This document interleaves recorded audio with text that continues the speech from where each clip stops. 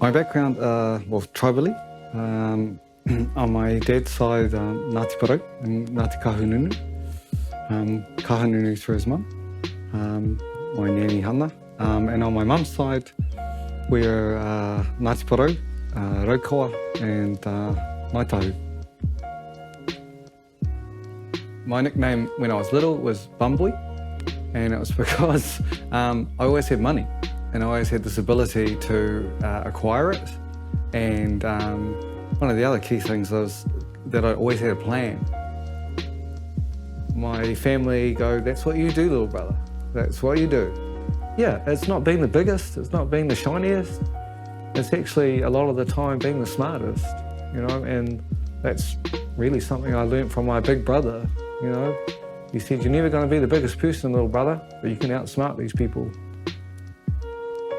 Yeah, from Wellington, it just went nuts, and I just done this thing that I absolutely adore and love for most of my life. Yeah, I'm super curious, super curious, and that's the thing that really keeps me in too.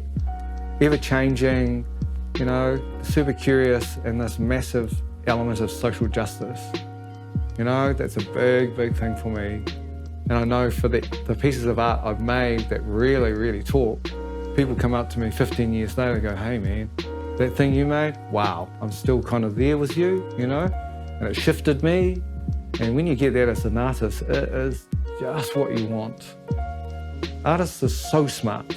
They're so adaptable because of this, you know, this tenacity. A lot of what I do now is just create teams. You know, we approach young artists and go, hey, I really loved what you did with this, you know, what you did. So what are you thinking now? We'll help you, we'll get resource, and we'll give you this opportunity, just go for it. It's always been great just seeing the outcomes of that, because it's not the show, it's the growth of the artist. And for me as a creative, that's what I love. I love the curiosity of it.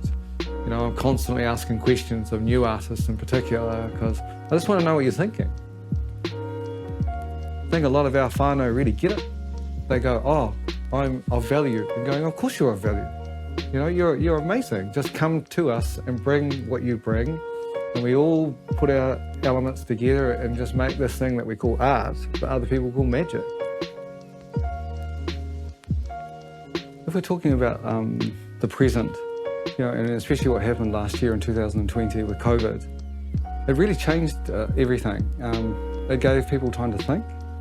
You know, I didn't do anything creative as an artist, but I wrote essays, is what I did, because there were a lot of things I was thinking about, you know, because you're on the grind, you're always making stuff, you know, and all of a sudden, a lot of this deep whakaaro that was always concerning me, but I couldn't get to, I just sat there and I really thought about it, you know, sustainability, capability of our people, you know, ensuring and pushing out the voice of our wahine.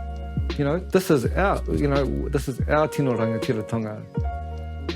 And COVID also really opened up and showed the discrepancies and the distance there is for, you know, for whatever the mainstream is. So for me, it's just going, okay, I want to work really hard to create another system, another way. That's the other thing too. You know, the greatest power I've seen for our people, and I've learnt from this festival that's put together, is our diversity. There's not one way to be Māori. There's not one way to be Pacific or Indigenous or anything like that, or be tāne or wahine, you know, or other genders. And that's again the other reason why sovereignty and tino rangatiratanga is so important, because we drive it. Yeah, that's a really big part of what drives me and why I want to do and keep doing what I do. And I can see in the future, in the film industry, in particular in the theatre industry, the dance industry, it's gonna change, man, you know? It's gonna change.